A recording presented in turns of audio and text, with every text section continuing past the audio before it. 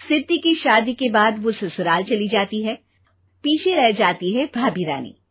सिद्धि के ससुराल जाते ही भाभी कहती है, अरे वाह जी वाह, सारे कपड़े मेरे। हाय रे पैंट, अरे वाह वाह, मजा आ जाएगा।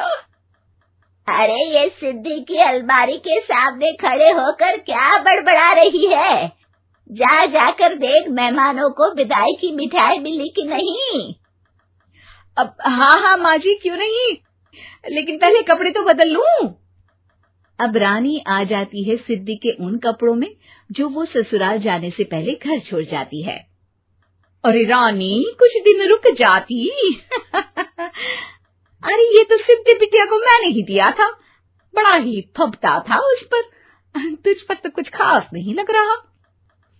अब वो ना मेरे सारे कपड़े गीले थे तो सोचा पहन लूं।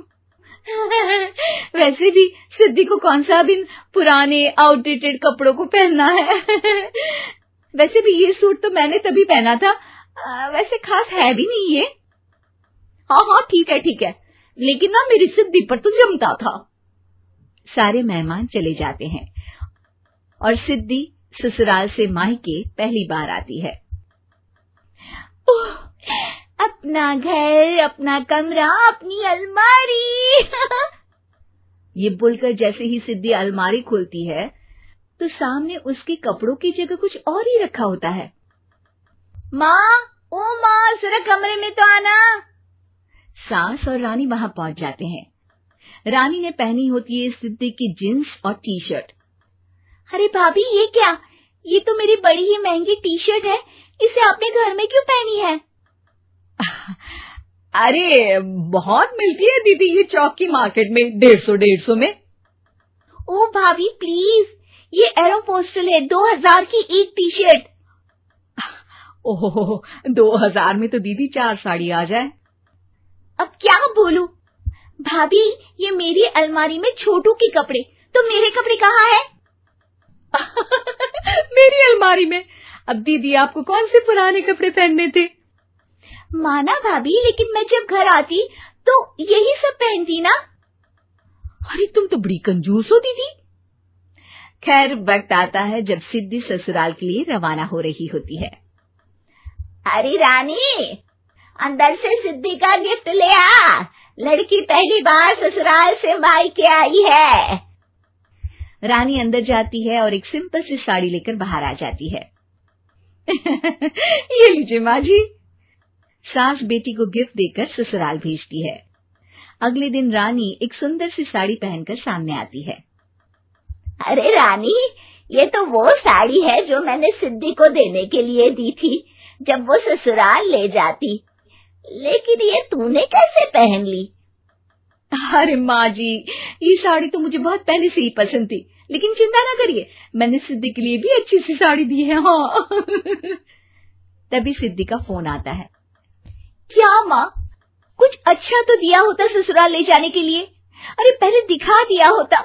ये चमकते हुए पैकेट में नौकरानी वाली साड़ी मत दिया करो माँ। अरे बेटे, वो तेरी भाभी ने ना गलती से उससे पैकेट बदल गया। हाँ, मैं कल ही तेरे भाई के हाथ से तेरा वाला पैकेट भेज दूंगी। अरे रहने दो माँ, आई एम श्योर भाभी ने अभी वही साड़ी पहनी होगी जो तुमने मेरे लिए रखी थी। तुम तो समझ नहीं पाई उनको। खैर छोड़ो, मैं ज्यादा बोलती अच्छी नहीं लगती, रहने दो, आपको उन्हीं के साथ रहना है, फिर बात करेंगे। सास को रानी पर गुस्सा आ जाता है। वो उसके कमरे में जाती है जहाँ वो शादी का एल्बम देख रही होती है। रानी, मार्केट जाकर एक ऐसी ही साड़ी लेकर आ, कल प्रतीक जाकर सिद्धि के घर दे आएगा। अरे क्यों माँ जी, कितनी साड़ी देनी है दीदी को? यहाँ कोई सेल लगी है क्या? अरे चुप कर, मेरे बेटी के हिस्से की साड़ी खुद पहन ली, अब ज्यादा ज्ञान बांट रही है। एक दिन सिद्धि का फोन आता है। माँ, मेरी सास ने आप सबको खाने पर बुलाया है। सारे लोग सिद्धि के ससुराल पहुँचते हैं। खाना खाकर वो लोग निकल रहे होते हैं कि सिद्धि की सास सभी को गिफ्ट देती है। अरे बहन जी, बेटी के घर का खाना खा लिया, यही बहुत है जो आप ऊपर से गिफ्ट भी दे रही है। अरे बहन जी, आप भी कहाँ इन बातों पर विश्वास कर रही हैं। सास सभी को गिफ्ट देती है, लेकिन रानी को जो साड़ी देती है वो अजीब सी हरे रंग की लाल रंग के बड़ी छाप वाली होती है। अरे छी छी, ये कौन पहनेगा? सासू माँ को तो जरी वाली इतनी सुंदर और मेरे लिए ये नौकरानी वाली। अरे भाभी, दरअसल मैं जब भी घर आती थी आप वापसी में ऐसी ही साड़ी देती थी ना, तो माँ ने सोचा कि आपको आपकी पसंद की ही साड़ी क्यों ना दी जाए। बेचारी रानी, बोलती भी तो क्या।